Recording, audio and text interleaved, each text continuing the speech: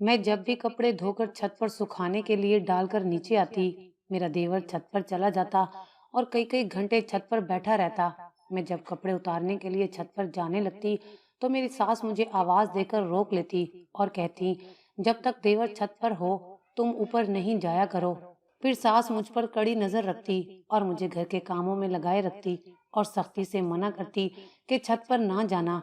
देवर के नीचे आने के बाद जब मैं अपने कपड़े उतार कर आती, तो उनमें अजीब सी बदबू होती। हैरत की बात तो ये थी, यही बदबू मेरे देवर के कपड़ों में भी होती थी। फिर देवर मेरे साथ बड़ी मोहब्बत से पेश आता। मेरे कहने की देर होती, देवर भाग भाग के मेरे हर काम कर देता, मेरे आगे पीछे घूमता रहता।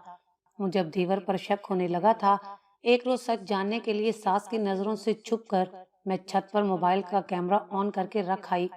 रात को कमरे में जाकर जब वीडियो देखी, तो सर पर आसमान टूट पड़ा। देवर तो मेरे कपड़ों के साथ, मेरी नई नई शादी हुई थी। ससुराल में मेरी सास के दो बेटे थे, एक मेरा शोहर और एक मेरा देवर। सास और ससुर समेत हम छोटा सा खानदान थे। मेरा शोहर बाहर के मुल्क में काम करता और मैं ससुराल में अपने सास और देवर के साथ रहती। मेरा ससुर भी दूसरे शहर काम करता, जबकि मेरा देवर भी एक करियाने की दुकान पर काम करता। वो बहुत अच्छा और सुलझा हुआ लड़का था। मैं जब भी उसको कोई काम कहती, तो मुंह से निकलने की देर होती, वो जल्दी से कर देता। मुझे अपनी सास से भी कोई मसला नहीं था। फैमिली छोटी थी, तो काम भी फटाफट हो जाते थे। मेरी सास ने कभी मुझे इतने काम नहीं कहे थे।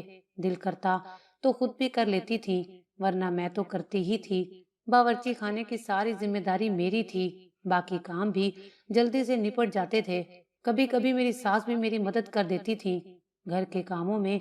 उन सब के अलावा मुझे एक बात खटक रही थी, वो ये थी कि मेरे देवर की अजीब सी हरकतें। मैं जब से ससुराल आई थी, मैंने महसूस किया था मेरा देवर घर वालों से छुपकर कुछ अजीब से काम करता रहता है, और ये बात मेरे लिए हैरान कुन थी। मुझे उसकी ये हरकतें हैरानगी में डाल रही थी। मैं इस कदर हैरान थी कि आखिर वो इतनी देर छत पर क्या करता होगा। हैरत तो ये थी कि मैं जैसे ही कपड़े धोकर छत पर सुखाने के लिए डाल आती, देवर छत पर चला जाता। जब कपड़े उतारने के लिए जाने लगती, तो मेरी सास मुझे रोक लेती और घर के मुख्तलिफ कामों में लगा देती और मुझे सख्ती से मना कर रखा था कि जब देवर छत पर जाए, तो तुम छत की तरफ देखोगी भी नहीं। मैं हैरान थी कि आखिर ये क्या माजरा था।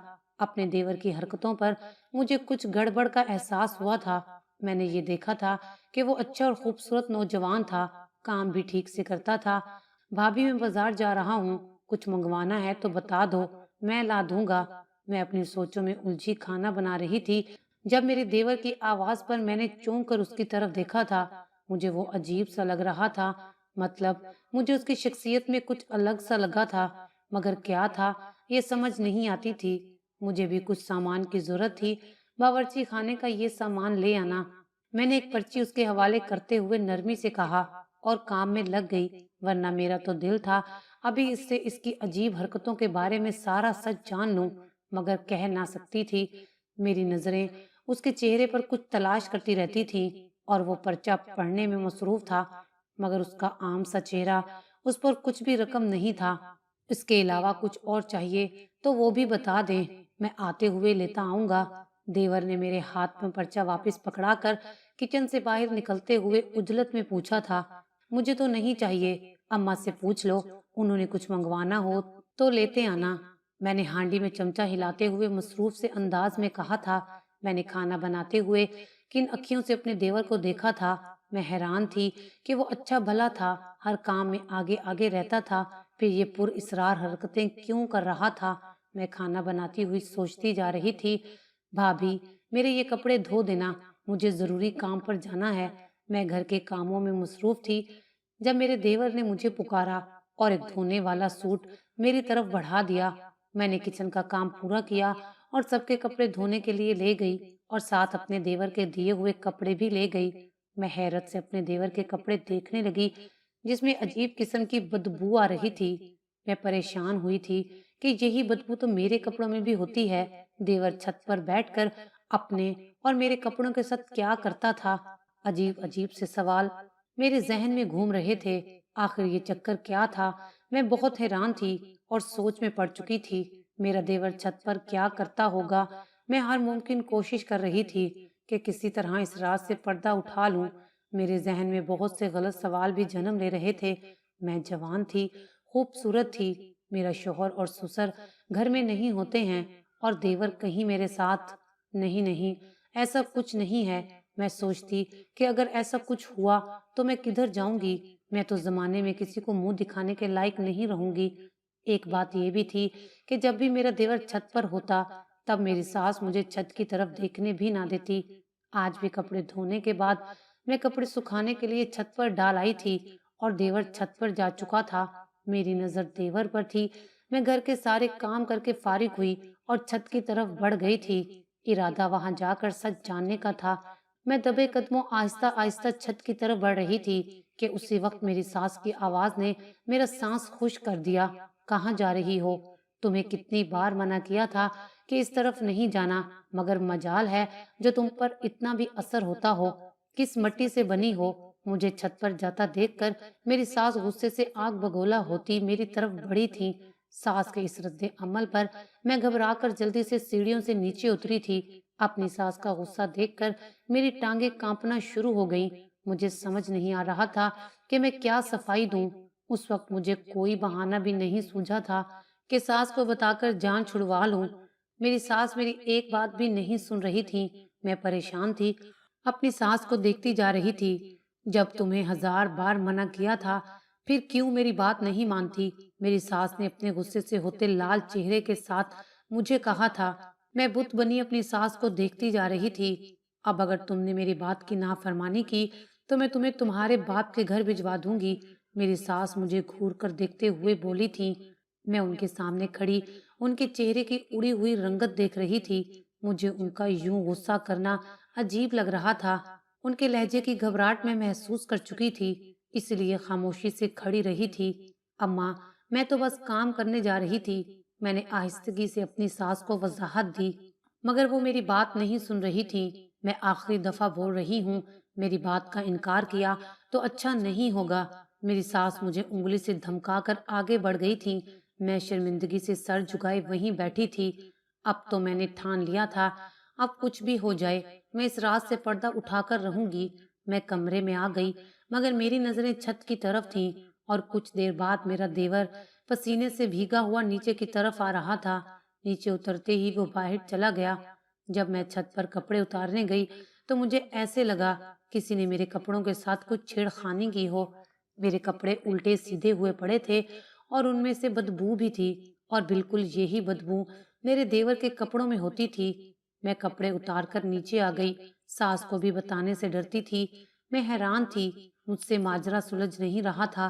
اگر یہ کچھ غلط کرے گا تو میری بھی بدنامی ہوگی۔ میں اب ایسا کیا کروں کہ میں یہ سب جان لوں؟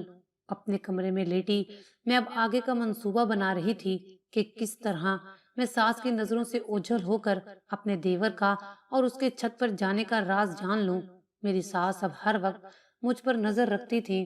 میں چاہ کر بھی چھت پر نہیں جا سکتی تھی۔ میرا دیور اب کام پر جاتا تھا۔ وہ ویسے تو ٹھیک ٹھاک سب سے بات کرتا تھا۔ میں کمرے میں بیٹھی تھی جب میرے ذہن میں خیال آیا کہ کہیں میرا دیور کچھ غلط کام میں ملوث تو نہیں تھا۔ اب میرا ذہن اپنے دیور کے لیے دوسرے رخ سے سوچنے لگا تھا۔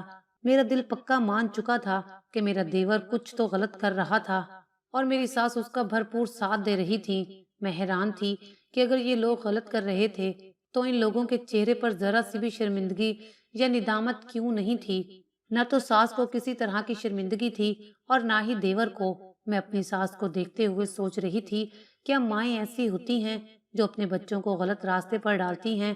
بھابھی، آپ کو کوئی پریشانی ہے تو بتائیں، مجھے آپ کچھ دنوں سے چپ چپ لگ رہی ہیں۔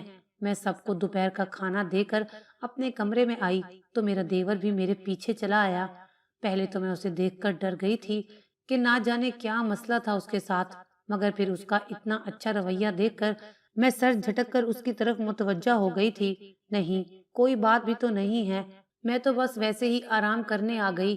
کمرے میں نے پلٹ کر مختصر جواب دیا تو وہ وہیں کرسی پر بیٹھ گیا تھا۔ مجبوراً مجھے بھی اس کے سامنے بیڈ پر بیٹھنا پڑا تھا۔ اگر آپ کو کچھ بھی بازار سے منگوانا ہو تو بلا جھجک مجھ سے بول دینا بھابھی، میں لا دوں گا۔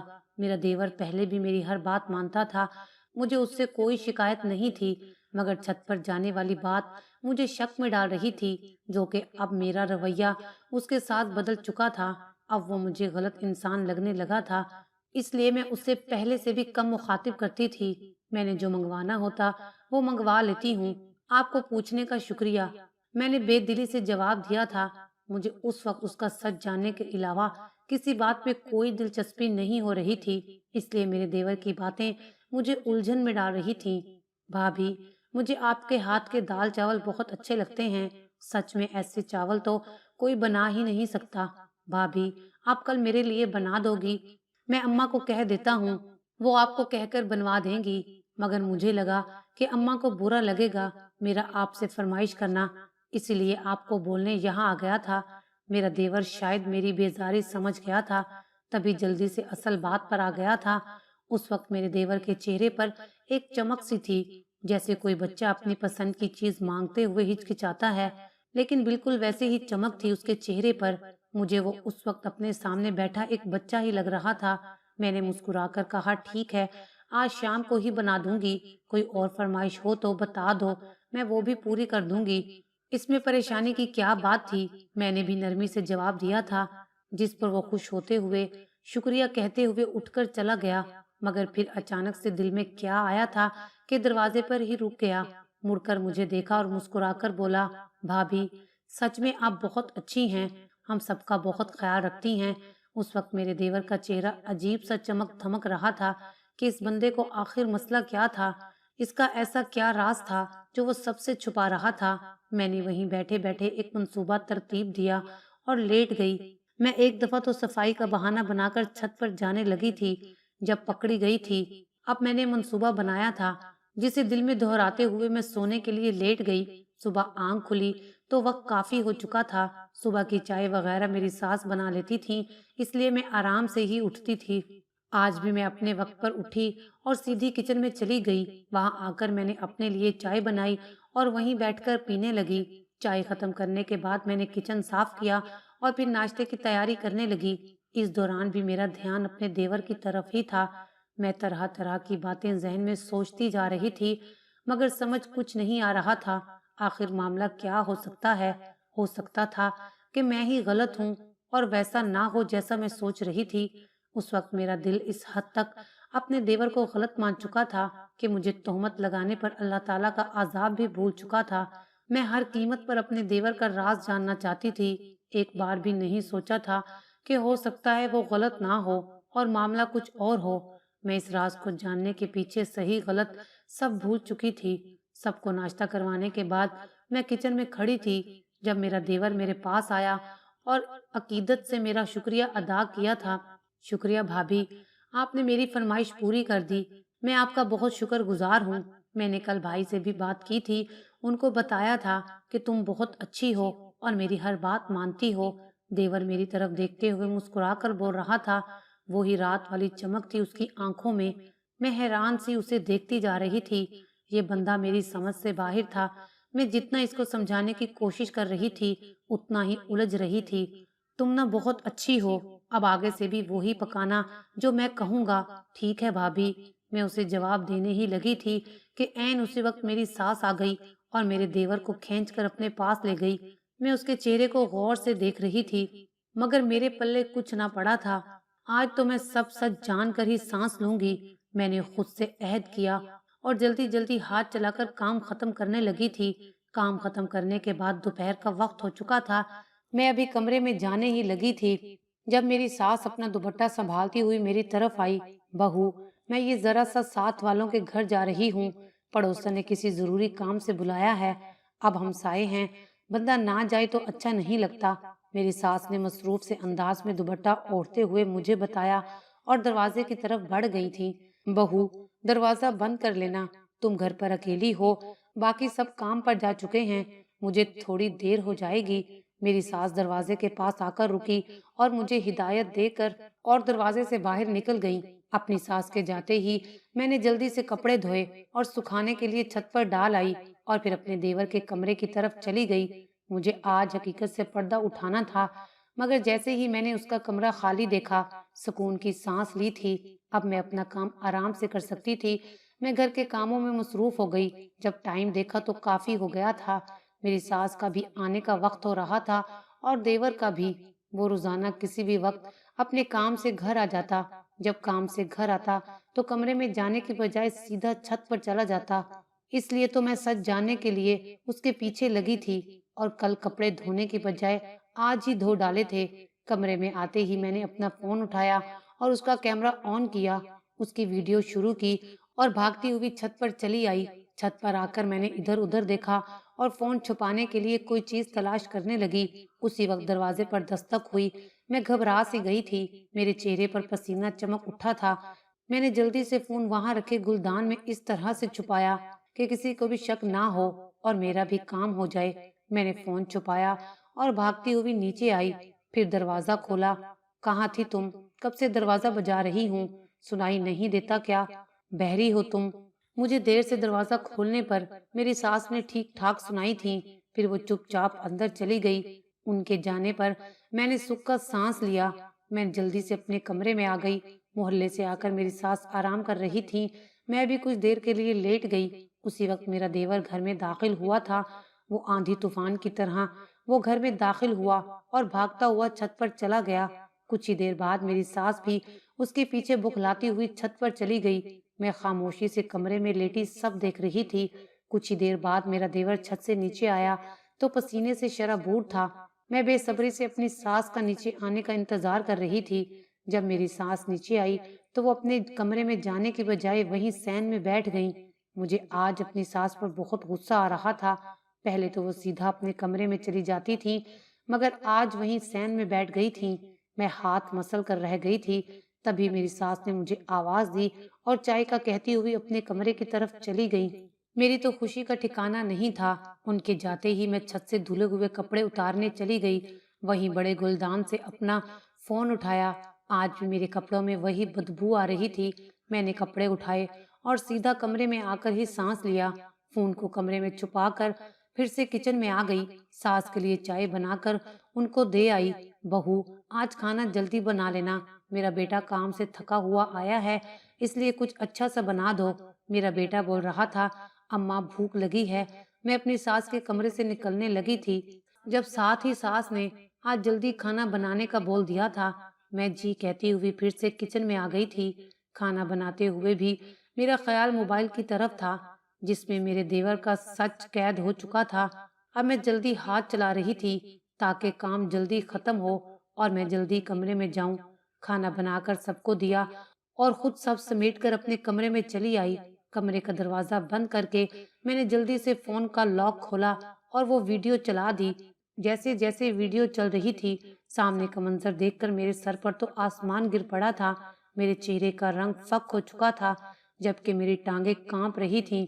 جب مجھ سے زیادہ دیر کھڑا نہ ہوا گیا تو میں وہیں بیڈ پر بیٹھ گئی۔ میرا شرمندگی سے سر جھک گیا تھا۔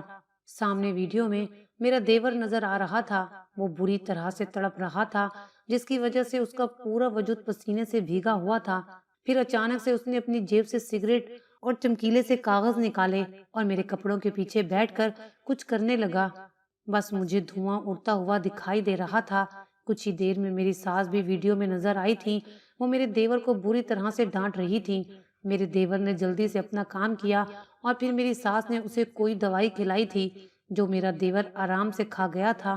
اپنے دیور کی حالت دیکھ کر میرا دل بھر آیا تھا۔ میں جو سوچ رہی تھی وہ سب غلط تھا اور یہ بدبو اسی چیز کی ہوتی تھی۔ اصل میں میرا دیور نشے کا عادی تھا اور وہ سب سے چھپ کر چھت پر جا کر نشہ کرتا تھا اور میرے بارے میں کچھ بھی غلط نہیں سوچتا تھا۔ بس میں ہی اس کے بارے میں غلط سوچ رہی تھی۔ اب مجھے سمجھ آ رہی تھی کہ وہ بچوں کی طرح خوش کیوں ہو رہا تھا اپنی فرمائش پوری ہونے پر۔ میں اپنی سوچ پر شرمندہ سی ہوئی تھی۔ میں اس کے بارے میں کتنا غلط سوچ رہی تھی۔ میں نے سچ جان کر اپنے رب کے حضور رو رو کر اپنی غلطی کی معافی مانگی۔ میں بنا سوچے سمجھے اپنے دیور پر تہمت لگا بیٹھی تھی، مگر جب سچ سامنے آیا تو دل کو ندامت اور شرمندگی نے گھیر لیا۔ میں نے وہ ویڈیو ختم کی اور ساس کے کمرے کی طرف چل دی۔ رات کے وقت ساس مجھے اپنے کمرے میں دیکھ کر حیران ہوئی تھی جب میں نے آہستہ سے ان کو سب سچ بتا دیا تھا۔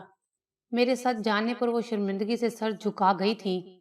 پھر میری ساس نے مجھے بتایا कि मेरा बेटा बुरी सोहबत में पड़कर ये सब कुछ करने लगा था। मैं उसका इलाज भी करवा रही हूँ। डॉक्टरों का कहना है कि ये ठीक हो जाएगा, मगर कुछ वक्त लगेगा। बहू, मैं बदनामी के डर से ये सब कुछ तुमसे छुपा रही थी। उसके बाद मेरी सास सर झुकाकर बैठ गई थी। अम्मा, आप फिक्र मत करें, इस बात का मैं किसी से भी जिक्र नहीं करूंगी और आपका बेटा भी बहुत जल्दी ठीक हो जाएगा। आज इस बात को 2 साल गुजर चुके हैं। मेरी सास की दुआएं और डॉक्टर की मेहनत रंग ले आई थी। मेरा देवर अब बिल्कुल ठीक हो गया है। उसने नशा करना छोड़ दिया है और वो एक अच्छी जिंदगी गुजार रहा है। अगर आपको हमारी ये वीडियो अच्छी लगी हो तो इसे लाइक करें, शेयर करें और मज़ीद अच्छी अच्छी वीडियोस देखने के लिए हमारा चैनल सब्सक्राइब करें।